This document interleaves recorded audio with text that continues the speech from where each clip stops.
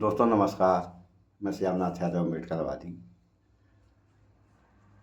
Operation सिंदूर खत्म हो जाने के बाद प्रधानमंत्री किसी जनसभा को संबोधित कर, जनसभा नहीं, वहाँ कुछ विशेष लोग थे, संबोधित कर रहे थे। तो संबोधित करने में इनका कहना ये है कि मेरी नसों में खून नहीं गर्म सिंदूर बह रहा है।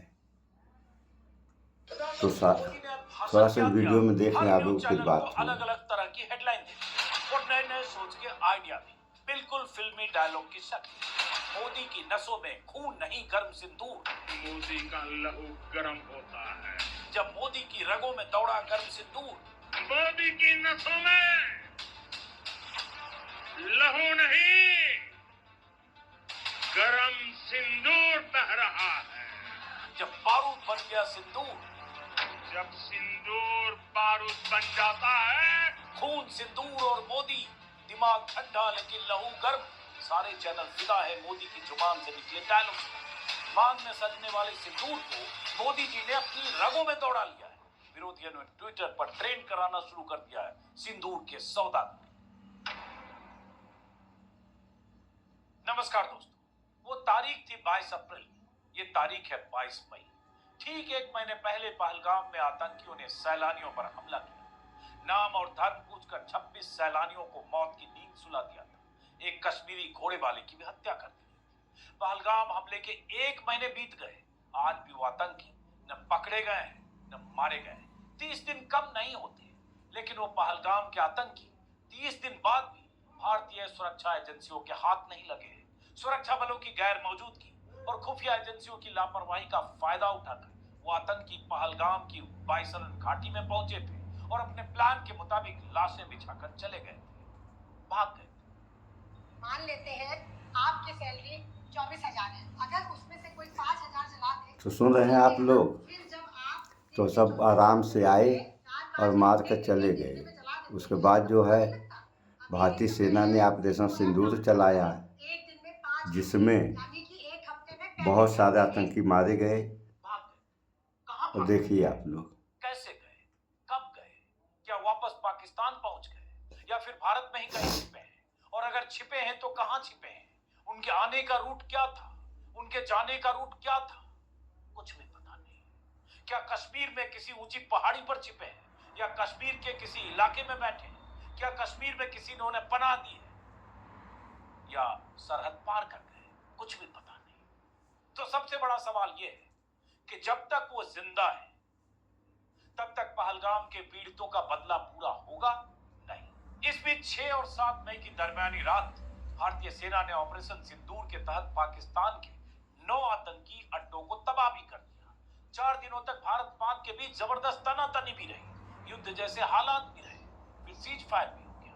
बीजेपी ऑपरेशन सिंदूर की कामयाबी को भुनाने मैदान में तिरंगा लेकर निकल भी पड़ी, लेकिन पहलगाम में गोलियां बरसाने वाले उन 4 आतंकियों का खात्मा नहीं हुआ। आखिर कहां भाग गए? जमीन खा गई या आसमान निकल गया? पहलगाम हमले के एक महीने बाद जब प्रधानमंत्री मोदी ऑपरेशन सिंदूर की वीरता का बखान कर रहे हैं, जब वो कह रहे हैं कि आतंकियों को उनकी औकात दिखा दी गई, तब भी यही सवाल हर हिंदुस्तानी के जहन में गूंज रहा है कि वो 4 आतंकी कहां हैं? प्रधानमंत्री मोदी राजस्थान के बीकानेर में थे। मौका एक सरकारी कार्यक्रम में का था, लेकिन मोदी के भाषण के केंद्र में ऑपरेशन सिंदूर ही था।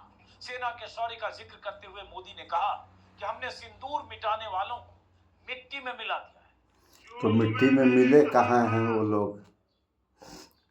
अभी 4 थे या 6 थे, कितने थे कितने नहीं थे, इतना भी नहीं पता है इनको कि वो आतंकी आए कितने थे और ये मिट्टी में मिला दिए। अभी 4 थे या 6 थे, जितने भी थे अभी सारे जीवित हैं और मिट्टी में मिला दिए। कैसे मिट्टी में मिला दिए, सुनिए आप लोग वीडियो। स्ट्राइक के बाद मैं आया था, तब मैंने कहा था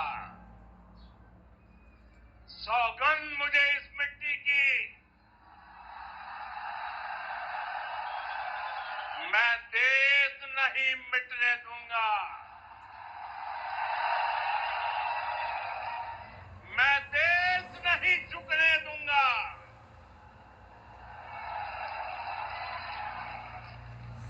आज मैं राजस्थान की धरती से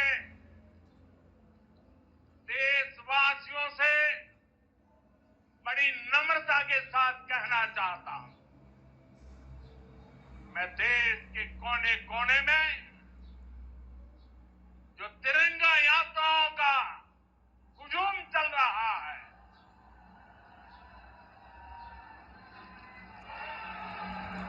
मैं देशवासियों से कहता हूं,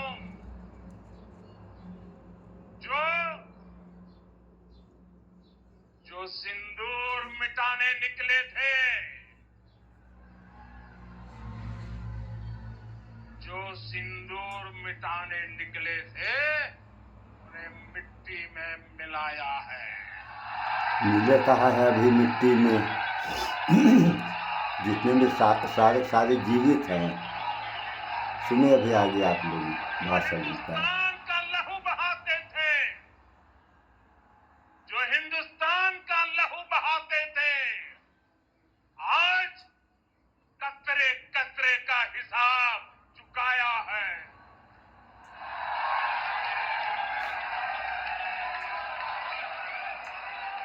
जो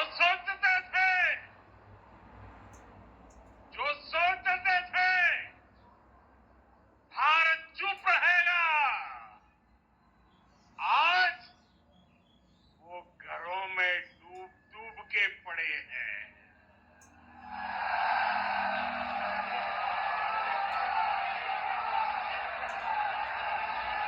जो अपने हथियारों पर घमंड करते थे,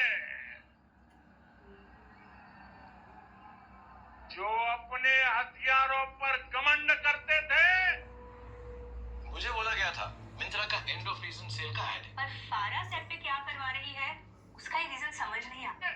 सुनिए आप लोग थोड़ा। आज वो मलबे के ढेर में दबे हुए हैं। इसमें कोई शक नहीं कि भारतीय सेना ने पाकिस्तान में आतंकी अड्डों को तबाह किया, उन्हें मिट्टी में मिला दिया। लेकिन सवाल है कि जो हमारी सरहद के भीतर आतंकी दाखिल होकर आए थे, पहलगाम में कत्लेआम मचाकर चले गए, क्या उन्हें मिट्टी में मिलाया जा सका? नहीं। अब तक वो आतंकी पकड़े गए नहीं, मारे गए नहीं। उन आतंकियों के बारे में कोई ठोस सुराग मिला क्या? नहीं। पहले तो पहलगाम में सुरक्षा, इतना ही नहीं, और अब कश्मीर में दिन रात चल रही छापेमारी। यहाँ के विदेश मंत्री जो जयशंकर साहब हैं, इनका कहना है कि जब ऑपरेशन नहीं शुरू हुआ था तभी इन्होंने पाकिस्तान को सूचित कर दिया था कि जो है भारतीय सेना आतंकी अड्डों पर हमला करने जा रही है। तो इसके बाद पाकिस्तान और आतंकी क्या किए होंगे ये तो कहने वाली बात है नहीं, सारे लोग जानते हैं। अजहर मसूद बच गया और जो भी बड़े आतंकवादी थे वो सब बचे ही हैं। तो सब कैसे बच गए? और इनका कहना ये है कि मिट्टी में मिला दिया। अरे आप कह रहे हैं मिट्टी में मिला दिया, अभी वो जितने थे सारे जीवित हैं। और एक समय प्रधानमंत्री इंदिरा गांधी थी, उनके ज़माने में 90,000 प्लस सैनिकों ने सरेंडर बोला था। ये भी वीडियो आप लोगों ने देखा होगा। तो इनके कथनी और कथनी में कितना फ़र्क है। रही की बात ये कह रहे हैं कि मेरे नसों में खून नहीं गर्म सिंदूर बह रहा है, तो अपना जो है खून का जांच करा लें। डॉक्टर बताएगा ना कि खून है कि जो है सिंदूर बह रहा है। इसी तरीके से देश चलता है जैसे आप चला रहे हैं प्रधानमंत्री। ये देश है, 140 करोड़ आबादी है इस देश की। अभी आप मिट्टी में मिला दिए वाली बात कह रहे हैं। अभी देखिए, मेजर शैतान सिंह का स्मारक गिरा दिया गया है, उसकी जवाबदेही किसकी है? कौन देगा उसका जवाब? ये सब हाल है। तो क्या होगा ये तो आने वाला समय बताएगा। आप लोग देखते रहिए। और हम क्या बताएं, भाईचारा बना के रहें। और जो विदेश सचिव थे उनका कहना था कि इन आतंकवादियों का मकसद ये था कि भारत में हिंदू मुस्लिम हो जाए, दंगा भड़क जाए। यह तो शुक्र है इस देश की जनता का कि ये भड़कावे में नहीं आई, अन्यथा आज क्या होता है इस देश का, इस बारे में आप सभी लोग जानते हैं। तो सो भाईचारा बना कर रहें, भाईचारा बना कर रहेंगे, अमन शांति बनी रहेगी। और बाहरी लोगों की तो बात छोड़िए, कुछ आतंकी इस देश में खुद ही पड़े हुए हैं। जैसे अभी वो हरियाणा की पकड़ी गई है जासूस, सीमा हैदर बगैर वीज़ा पासपोर्ट करके आकर के भारत में पड़ी हुई है। शेख हसीना जो बांग्लादेश की प्रधानमंत्री थी, दुनिया में किसी ने जगह नहीं दिया तो उसको जगह कहाँ मिली? विश्वगुरु भारत में। सो आप लोग भाईचारा बना के रहें, और इससे ज़्यादा हम आप लोगों से और क्या कह सकते हैं। भाईचारा बना रहेगा, अमन शांति रहेगी देश में। सो इस वीडियो में इतना ही। स्वच्छता अपनाएं, शुद्ध खाएं, स्वस्थ रहें, शिक्षित बने। जय विज्ञान, जय संविधान। नमस्कार।